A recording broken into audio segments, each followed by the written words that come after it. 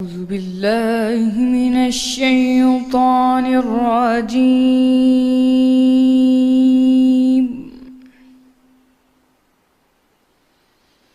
بسم الله الرحمن الرحيم.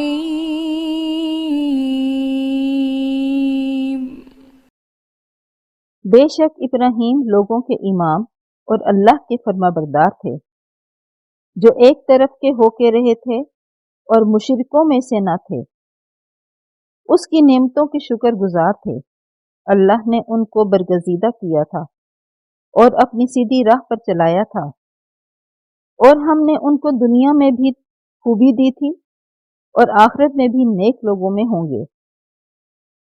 پھر ہم نے تمہاری طرف وحی بھیجی کہ دین ابراہیم کی پیروی اختیار کرو جو ایک طرف کے ہو رہے تھے اور مشرکوں میں سے نہ تھے۔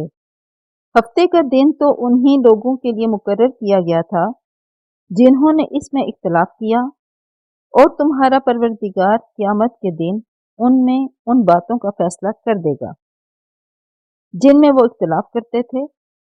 اے پیغمبر، لوگوں کو دانش اور نیک نصیحت سے یا حکمت اور اچھی نصیحت سے اپنے پروردگار کے رستے کی طرف بلاؤ، اور بہت ہی اچھے طریق سے ان سے مناظرہ کرو۔ جو اس کے رستے سے بھٹک گیا تمہارا پروردگار اسے بھی خوب جانتا ہے، اور جو رستے پر چلنے والے ہیں ان سے بھی خوب واقف ہے۔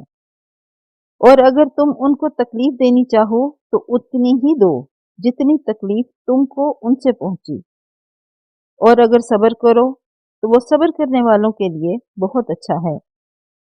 اور صبر ہی کرو، اور تمہارا صبر بھی اللہ ہی کی مدد سے ہے، اور ان کے بارے میں غم نہ کرو جو یہ بد اندیشی کرتے ہیں، اس سے تنگ دل نہ ہو۔